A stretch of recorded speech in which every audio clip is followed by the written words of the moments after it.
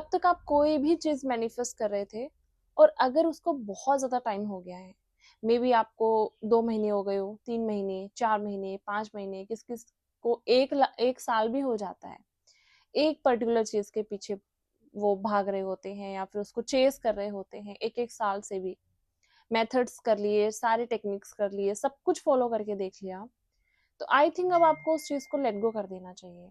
I think अब आपको उस चीज को छोड़ देना चाहिए, उस चीज को रिलीज कर देना चाहिए, उस एनर्जी को रिलीज कर देना चाहिए। आई थिंक अब आपको उस चीज से अपने आप को फ्री कर देना चाहिए, क्योंकि चीजें आपकी लाइफ में तब तक नहीं आती रियलिटी में जब तक वो आपके माइंड से वो चीज रिलीज नहीं होती, वो इमोशन, वो एनर्जी यूनिवर्स में रिलीज नहीं होता है।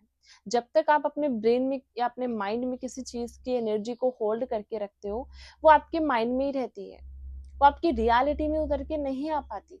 आपको किसी भी चीज को अपनी लाइफ में उतरते हुए अगर आप देखना चाहते हो, आपको लास्ट में उसको लेट गो करना ही पड़ेगा।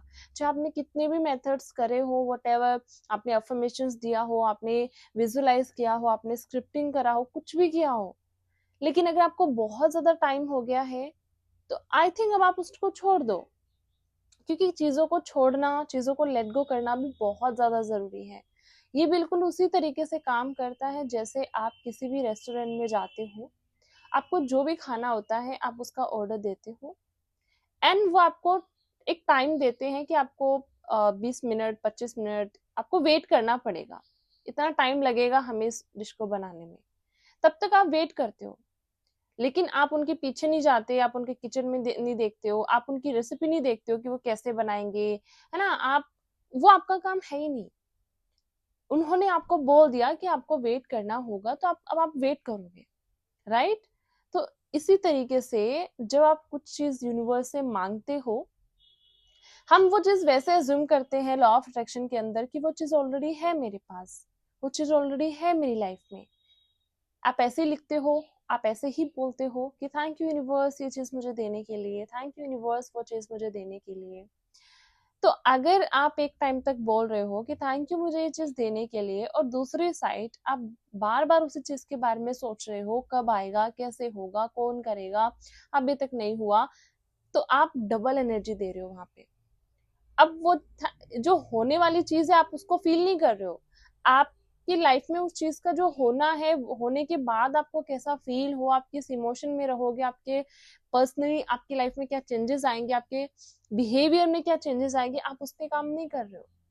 आप अभी तक वहीं स्टक हो कि वो चीज अभी आई नहीं है, अभी हुई नहीं है। मतलब आप जो अफर्मेशंस दे रहे हो, कुछ भी वट आप कर रहे हो, वो ऊपर ऊपर से कर रहे हो, आपको इनरली फीलिंग नहीं आ रही है, आप उसके लिए इजी नहीं हो, राइट। सो इसीलिए कभी कभी कुछ चीजें हमारे ऊपर इतना हावी हो जाती हैं, हम अफर्मेशंस कर रहे होते हैं, मल्टीपल टेक्निक्स कर रहे होते हैं, एक टाइम तक हम इतना ज्यादा फ्रस्ट्रेट हो जाते हैं, हमारे अंदर वो एनर्जी नहीं बचती है।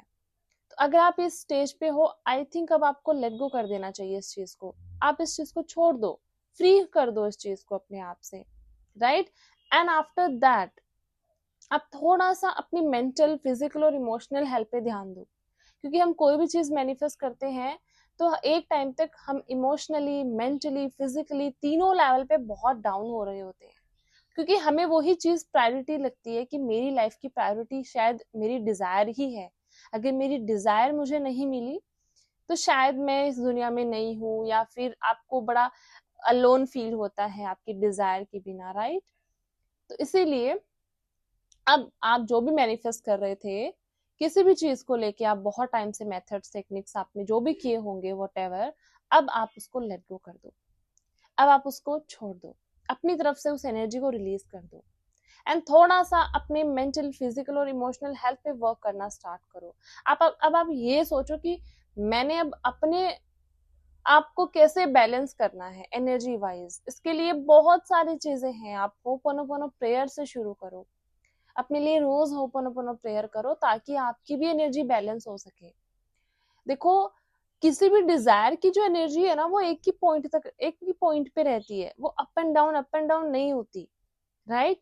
बट अब जो भी मैनिफेस्ट कर रहे हो, आपकी एनर्जी अप एंड डाउन होती है, आपके मूड स्विंग्स होते हैं, आपके इमोशंस कभी अप एंड कभी डाउन जाते हैं। तो आपको अपने इमोशंस को एक पॉइंट तक बैलेंस रखना सीखना पड़ेगा। आपकी जो डिजायर है वो तो वही है, वो एक ही पॉइंट पे रहेगी, वो अप एंड डाउन नहीं जाएगी, राइट। आपको अपनी एनर्जी को वहां तक लेके जाना होता है। तो सबसे पहली चीज यही है कि आपको अपने अंदर जो अपने डिजायर को लेके जो अटैचमेंट है, जो एक ओवर मतलब कि डेस्परेशन है आपके अंदर उस चीज का हो, अभी आपको लग रहा है कि अभी मिल जाए मेरे को, वो एक ज्यादा ही क्रेजीनेस है आपके अंदर जो पागलपन है, आई थिंक वो चीज को आपको निकालना पड़ेगा, वो इमोशन को आपको निकालना पड़ेगा, वो इमोशन अपने अंदर से रिलीज करना ही पड़ेगा। थोड़े टाइम के लिए आपको उससे अपने आप को फ्री करना पड़ेगा, क्योंकि आई थिंक एक टाइम तक आपका ब्रेन भी काम करना बंद कर देता है, जो आप किसी चीज के बारे में कंटिन्यूअसली सोच रहे होते हो, कब होगा कैसे होगा, वो ओवर थिंकिंग इतनी ज्यादा बढ़ जाती है कि आपके सोचने समझने की जो शक्ति है वो भी डाउन हो रखी होती है, क्योंकि हमें आगे पीछे हर जगह वो डिजायर दिखती है, हम उसको इतना प्रायोरिटी दे के चलते हैं, राइट।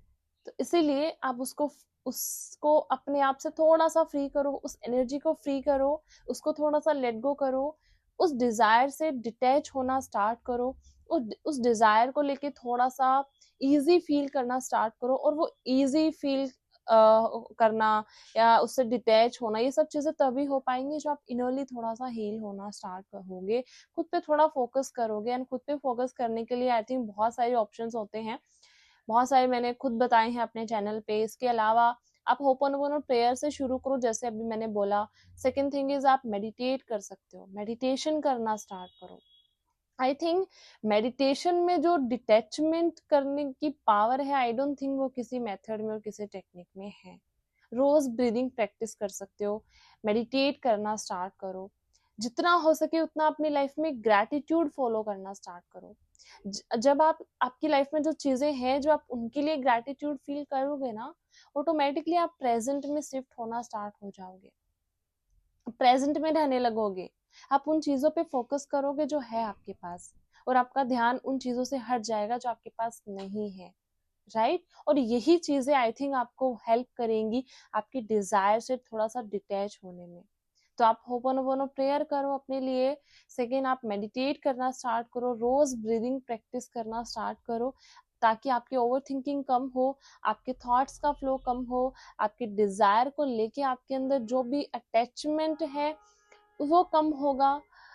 और थर्ड थिंग इज आप ग्रैटिट्यूड फॉलो करो, लिख के कर सकते हो, बोल के ग्रैटिट्यूड कर सकते हो, जैसे भी आपको फीलिंग्स आए, बट ग्रैटिट्यूड ऐड करना शुरू करो अपनी लाइफ में। तो आपका ध्यान उन चीजों पे लगेगा जो है, और जो नहीं है वहां से थोड़ा सा ध्यान हटेगा।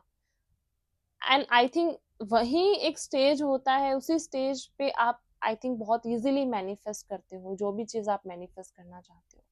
ओके, सो आई होप मैं इस कॉन्सेप्ट को बहुत अच्छे से क्लियर कर पाई होंगी, समझा पाई होंगी। मिलते हैं अगली वीडियो में बहुत अच्छे से टॉपिक के साथ, तब तक के लिए टेक केयर। थैंक यू मुझे सुनने के लिए, थैंक यू सो मच।